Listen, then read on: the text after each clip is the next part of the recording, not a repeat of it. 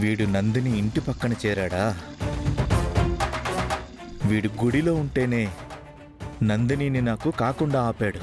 అలాంటిది ఇప్పుడు వీడు ఇక్కడ చేరాడు అంటే నా ప్రతి ప్లాన్కి అడ్డుపడతాడు. వీణ్ణి లేపేస్తే గాని నందినికి నాకు మధ్యలో ఏ అడ్డంకి ఉండదు. వీడి సంగతి చూస్తా.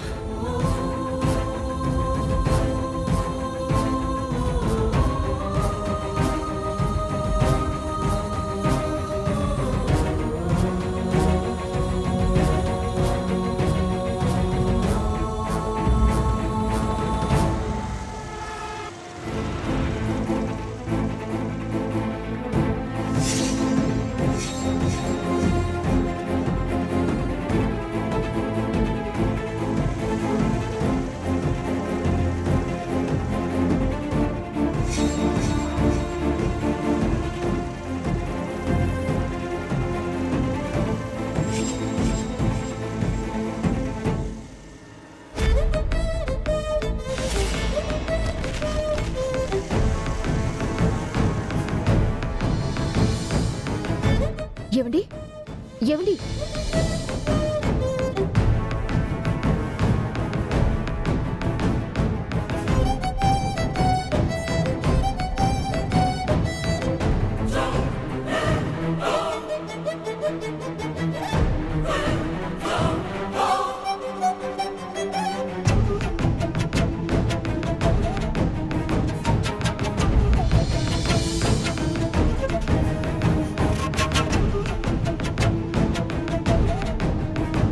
మంచినీళ్ళు తాగుతారా?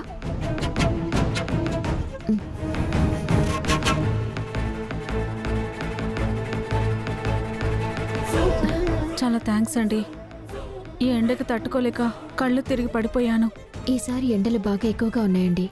బయటకు వచ్చేటప్పుడు ఏదైనా గొడుగు తీసుకొచ్చుకొని ఉంటే ఇలా జరుగుండేది కాదు కదా. అవునండి, సమయానికి మీరొచ్చి కాపాడారు. చాలా థ్యాంక్స్ అండి. పర్లేదండి, నేను వెళ్తాను.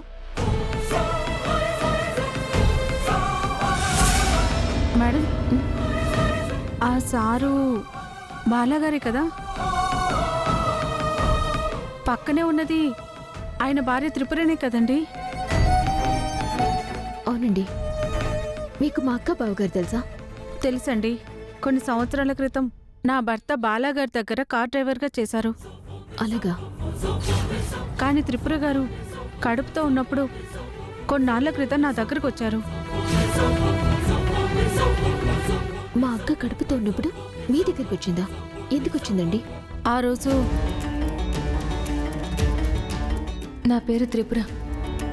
గజేంద్ర గారు ఉన్నారా అండి? ఆయన్ని నేను కలవాలి.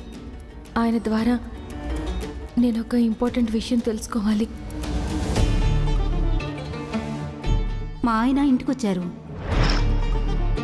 మీకు కుదిరితే ఇప్పుడు రావచ్చు. కాసేపట్లో రావడానికి ప్రయత్నం చేస్తాను. అలా త్రిపుర గారికి ఫోన్ చేశాను. కానీ ఆమెకి ఎన్నిసార్లు ఫోన్ చేసినా ఫోన్ లిఫ్ట్ చేయలేదండి. కానీ తర్వాత త్రిపుర గారు యాక్సిడెంట్లో చనిపోయారని తెలిసింది. మా అక్క మీ భర్తని కలిసి మాట్లాడాలనుకుంది కదా? అవునండి. ఇప్పుడు మీ భర్త ఎక్కడున్నారు? ఇప్పుడు నా భర్త ఇండియా వచ్చేసారండి. ఇక్కడే సెటిల్ అయ్యారు. అయితే మీ భర్తని ఇప్పుడు కలవచ్చా? లేదండి, ఆయన ఇప్పుడు చిన్న పని మీద యూపీ వెళ్ళారు. 2-3 రోజుల్లో తిరిగి వచ్చేయచ్చు. సరేనండి, మీ ఫోన్ నెంబర్ చెప్తారా? నేను మీ ఫోన్ నెంబర్కి మిస్డ్ కాల్ ఇస్తాను. మీ భర్త రాగానే నాకు చెప్తే మీ భర్తతో నేను ఒకసారి మాట్లాడతాను. సరేనండి.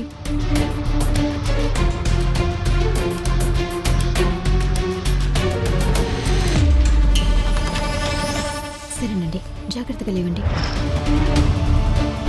మీ ఇల్లు ఎక్కడ చెప్తారా? నేను దించేస్తాను. పర్లేదమ్మా, నేను వేరే పని మీద వెళ్తున్నాను. నాకు మాత్రం మీ భర్త రాగానే ఫోన్ చేయటం మర్చిపోవద్దు. మర్చిపోనండి, మీకు ఖచ్చితంగా చెప్తాను. ఉంటానండి. సరేనండి, ఉంటాను. తాతయ్య గారి చావు వెనుక రహస్యం కోసం అక్క ఆ డ్రైవర్ని కలవాలనుకుందా?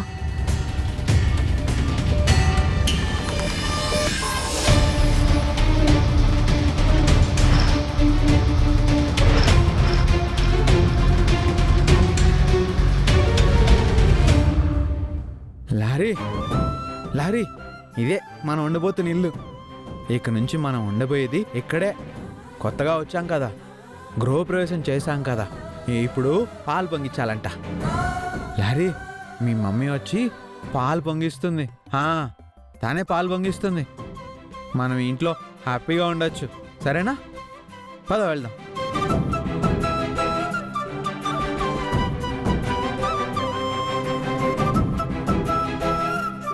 సత్య సత్య సత్య ఏయ్, మా ఇంటికి ఎందుకు వచ్చావు? సత్య, మేము మీ ఎదురింట్లోకి వచ్చాం కదా, నువ్వు వచ్చి పాలు పొంగిస్తావా? ఏయ్, ఒళ్ళు ఎలా ఉంది? ఆ? నువ్వు అసలు ఈ ఊళ్ళో ఉండడమే నాకు ఇష్టం లేదు. అలాంటిది నా ఎదురింట్లోకి చేరావు. అమ్మో, ఇప్పుడొచ్చి మీ ఇంట్లో పాలు పొంగించాలా? నాతో తమాషాలాడితే ఏయ్! చీపురు కట్ట తిరిగేసి కొడతాను. అది కాదు సత్య, కొత్త ఇంట్లోకి వెళ్ళినప్పుడు ఆ ఇంటి ఆడమనిషే పాలు పొంగించాలంట. మా ఇంటి ఆడమనిషివి నువ్వే కదా. ఏయ్, చెప్తుంటే నీకు అర్థం కావట్లేదా? నేను నీ ఇంటి ఆడమనిషినేంటి? మర్యాదగా ఇక్కడి నుంచి వెళ్తావా లేదా? వెళ్ళు. కొట్టద్దు. అమ్మా మా అమ్మ. నువ్వు చిన్నపిల్లవి, నీకేం తెలియదు కాబట్టి నిన్నేం అనట్లేదు. ఏయ్, ఇదిగో, మీ ఇంటికి మా ఇంటికి ఇదే బార్డర్ లైన్. ఈ బార్డర్ దాటి ఇటొచ్చావంటే నీ కాళ్ళు విరగొట్టడం ఖాయం. ఏంటి సుందరి, నువ్వు రావా? నువ్వు వచ్చి పాలు పొంగిస్తే మాకంతా మంచిగా జరుగుతుంది. పాలు పొంగించను, నీళ్లు పొంగించను. హ, మర్యాదగా లోపలికి వెళ్ళి కామ్గా కూర్చో. పిచ్చి పిచ్చి వేషాలు వేసావంటే టెంకి లేచిపోద్ది. పో. సరే.